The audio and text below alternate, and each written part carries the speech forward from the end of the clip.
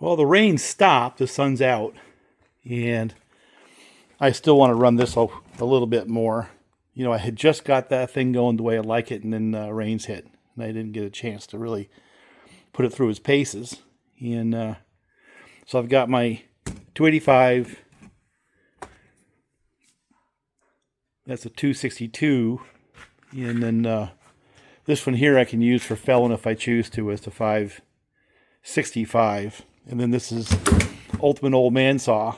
And this is another one actually that I can use for felling. It's proof that a power head design from the 70s and 80s can actually be useful today. That's a very, very useful saw for me. The reason why I don't use it more is because it doesn't have a chain brake. That's really it. But I got that running good again as well. So this is going to be the fun saws.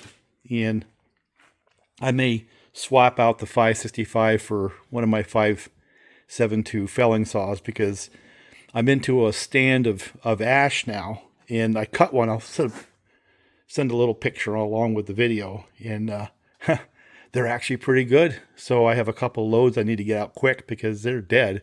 It's just they haven't started the process of getting stain on the inside and those little black rings and stuff like that. They're still decent looking wood. So, but what I want to do today is there's another saw I want to just start going through the analysis on, and then deciding whether or not it can obsolete my Homolite. So we had started this process in one of my earlier videos, but I want to go a little bit further, and after a little research, want to clarify a couple of things. So this is the 910, and it had things like the coil right up here by the spark plug, you know, kind of like a modern car does, which I think is kind of cool. And it had the cylinder matching the cases at the lower transfers. It was kind of well done. Looks to me like it had a compression release right there. Again, this is a 910. Obviously a saw that I want to bring back to life at some point in time. I've got a bunch of 910 parts, but I don't know if I have enough to actually put one together. You know, do I have spark and all that kind of thing? So that's a project. The next saw in the 900 series was the 920, of which I've got several. And it's got a slightly different ignition, where it's got a coil right here. Again, power generation down there. And like the 910, both the bar oil and the gas are in the case, and that's also kind of like the Husqvarna L77. Now, Husky moved away from that. Jonsered had not, you know, and these continued that way until they stopped making them.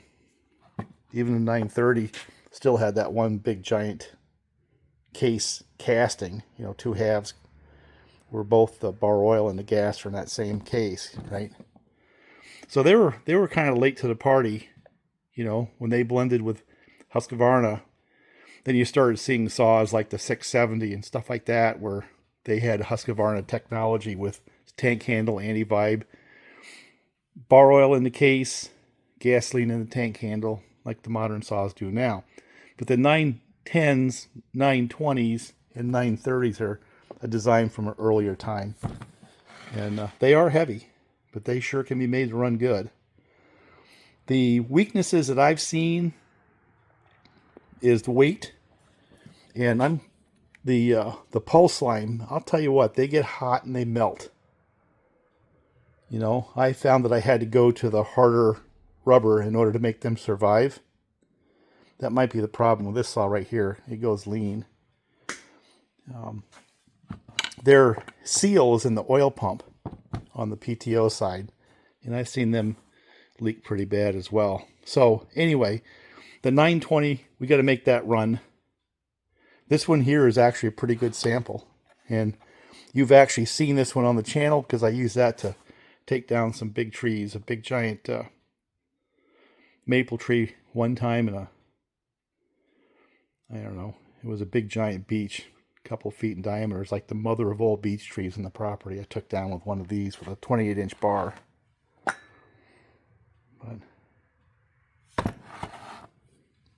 But what I want to do is do a quick evaluation of that saw, see if it has spark. And then I really want to focus on the 930. Now here's the thing. The 910 to the 920, there was quite a bit of differences. The cylinder was different. The lower transfers didn't really match up with the cases that well.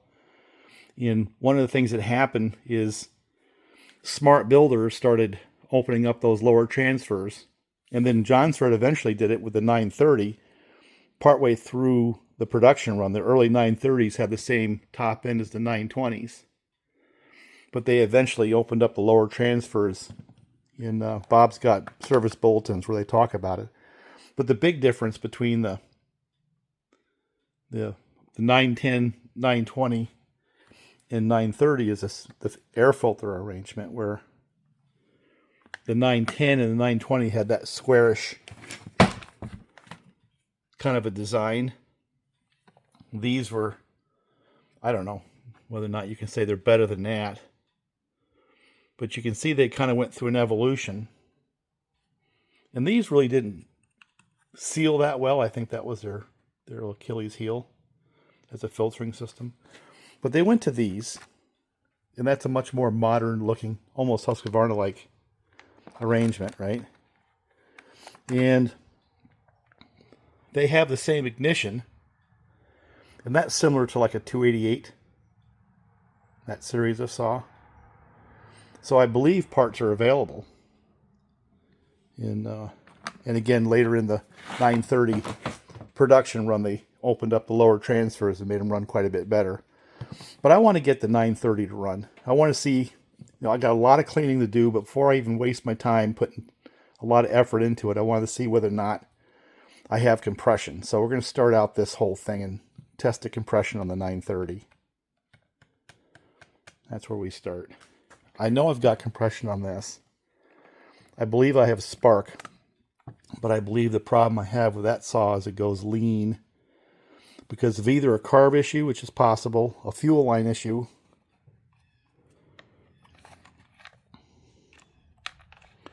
or a seal issue.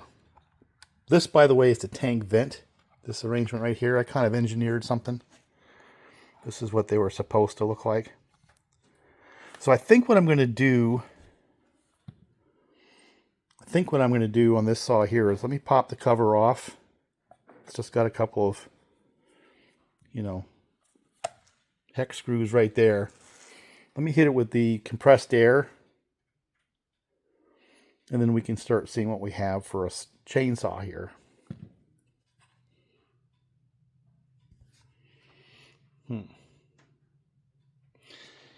If I listen to the commentary, and it may be true, the 910 was contemporary, compatible with what was out there. The 920 kind of went back, was a little bit doggy as compared to the competition.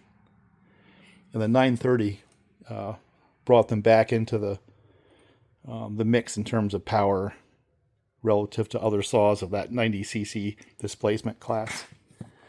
But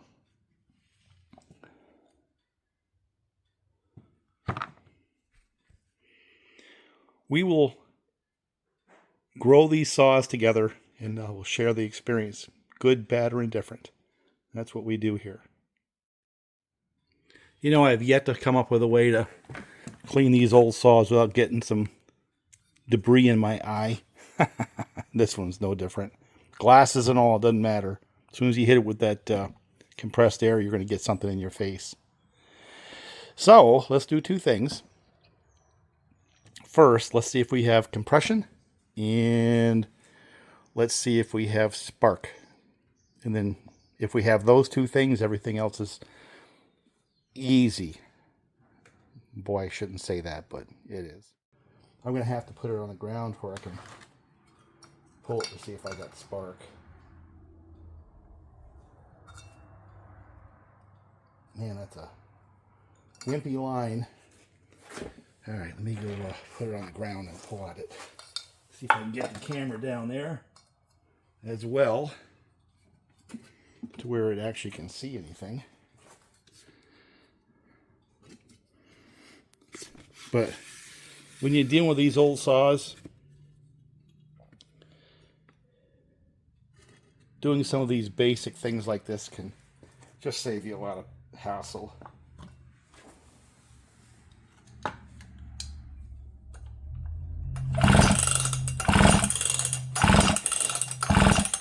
That's very, very good spark. So we do have spark.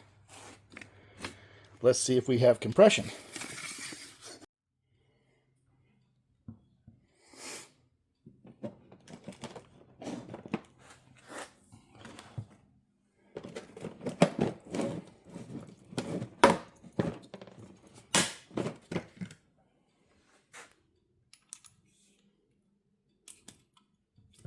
Put it down on the ground. I'll put this right here. And maybe the camera can see it right here.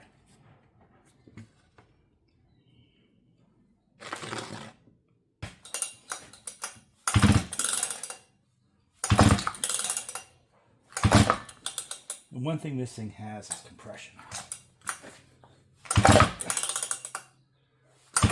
So much so that I can't hardly pull it over.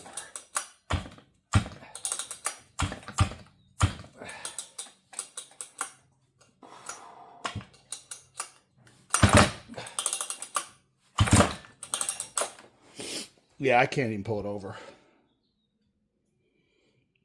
But is this going to be another one of those saws that I can't run?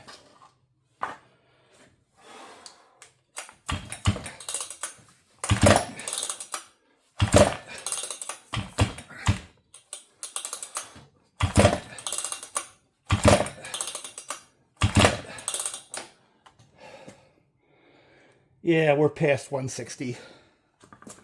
Compression is not this one's problem. I got no idea about that fuel filter. That line is pretty hard, but it looks like it's solid.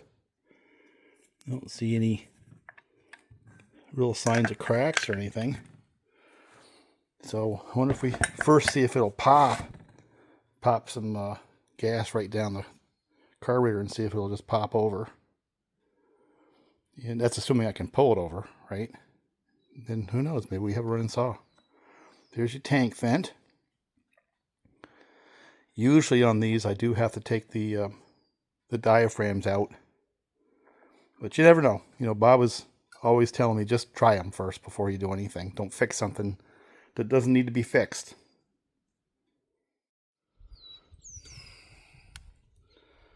I think the first thing here is just to see if I can even pull it over fast enough to start it.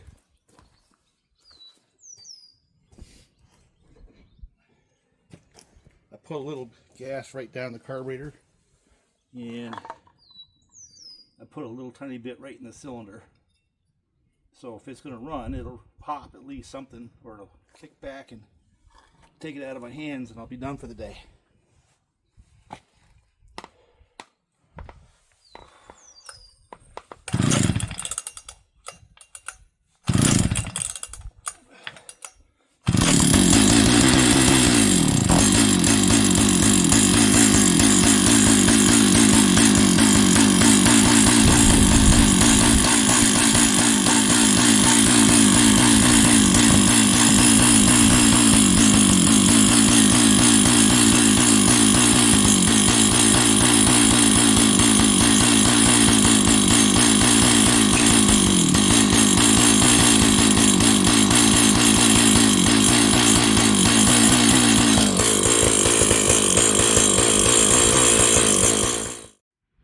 Now, of course, with me, restart's a big deal.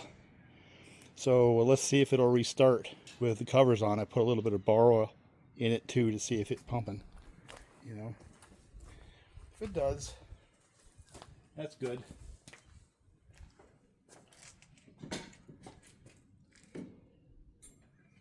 And if it doesn't, well, those pumps are pretty rugged, and I've got a few of them laying around somewhere.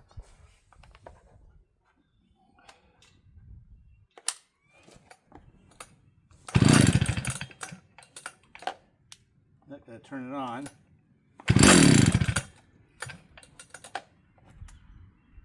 Go high idle.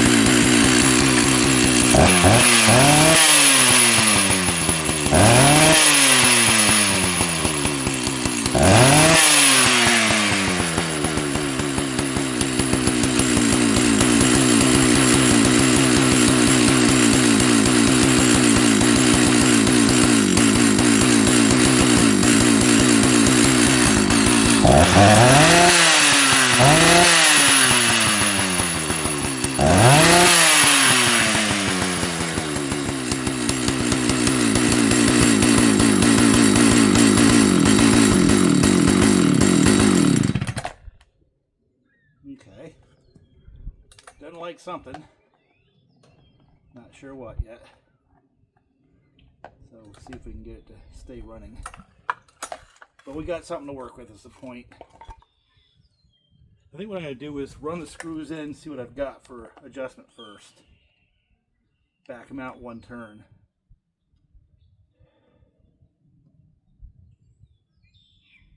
Okay.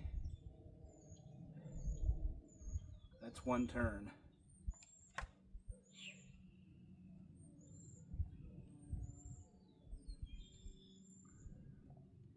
That's one turn.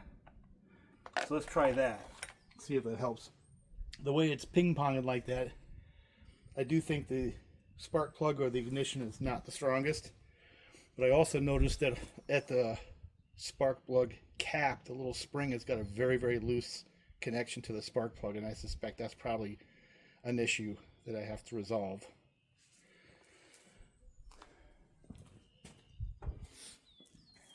See if it restarts.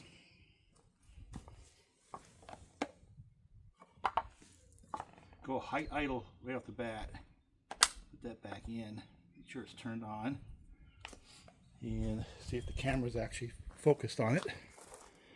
It is, kinda. Let's see if it'll start again.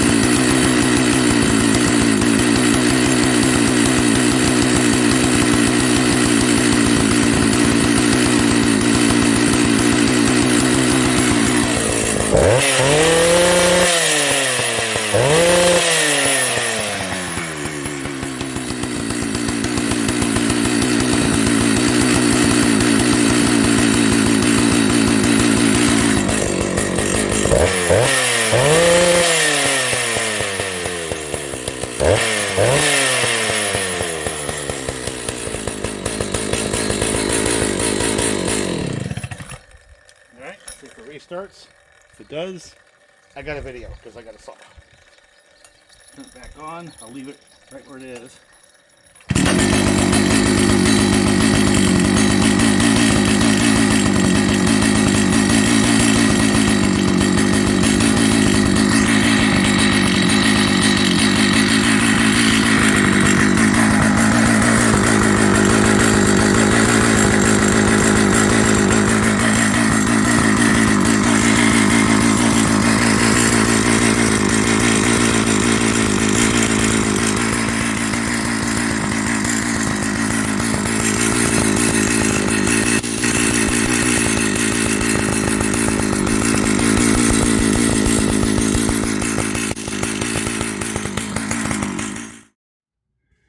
So it runs. You know, there's a few things I need to do, I believe. First is that's dry as a bone, the bearing underneath there. So I need to get some oil on that, or grease on that. Second is the cover for the air filter. That goes into nothing. That's stripped out on this top cover side right there. So I don't know if I epoxy a nut on there or just put a wad of epoxy and put a drill through it and let it thread. Something. And the fuel line, pulse line, they're hard as a rock, but they're solid. Rock solid? I don't know. And probably should replace all that, pulse line included. But I think what I want to do is just run it and see if it's something I want to put that time into. Because, I mean, for get-togethers and for an occasional run, it's fine. If I dry it out, it's not going to get any worse, at least in my lifetime. You know, but if I run it and really like it, it's easy to start and restart and all the things that make a saw good for me. You know, I'll invest the fuel line, carb kits and all that stuff to make it where it's a work-ready saw. Now, parts are unobtainium, so I don't want to hurt it or break it. It's one of the reasons why I'm probably going to focus on the 920s a little bit, because I've got a lot of parts for those. But to what I was saying before, you know, it has two halves, you know, clamshell type thing where you got two halves of the aluminum case. And in that case, you have the gas and the bar oil. Mentioned that, right? You can see the covers, caps. Well, Husky was like that back in the 70s. And they evolved from that design where both the gas and the oil were in the same, you know, case. One big giant case, two halves. To this, where they had the tank handle separate with anti-vibe, very rudimentary anti-vibe, and then the bar oil and gas in the same, you know, tank casting. And then they evolved to this. These are actually 70s era, 80s era, where they have what I consider the modern saw layout. They were one of the first to do it. In fact, I think they were the first, where the bar oil went back into the case. And the tank handle was plastic. Some of them were aluminum, but plastic. And it had just the gasoline separated from the rest of the saw, so, you know, it wouldn't just boil. And but interesting enough to me is Husky was behind Jonsered with the carb boots. You know, Jonsered isolated the carburetor from the cylinder pretty early on. Like this one has a rubber boot. I think I showed that in one of my last videos. So the new saws, you know, they kind of took all this experience and all these things they figured out and learned and tried, and some worked and didn't. And the new saws are, you know, that kind of a configuration. Well, like that one right there. Poor thing got run over. But it's got the boot, the anti-vibe, the gas in the tank handle, the bar oil in the case. All those things wrapped up into one new cool saw. That's what they are. But you can see where the different designs evolved, and Husqvarna as a company blended, you know, in my mind, the best of the experience of the companies they absorbed to end up with the saws they have today. But instead of rambling, I think I'm going to go get some food. The other thing I need to do is to see if I can come up with a bar I can blend to the saw so I can actually give it a shot and see how it runs. The other thing, I think it's a little bit of a problem, is it's going to have that same in the carb governor that the 285 had. So I may have to go back and plug that up. And the spark plug cap, the spring that's supposed to grab a hold of the top of the spark plug, is like really loose, and that might cause some ignition issues. So there's some details. That'll be another video, next video, as we sort of work our way through those little issues and get a bar on it and see if we can go cut some wood. So anyway, talk to you later.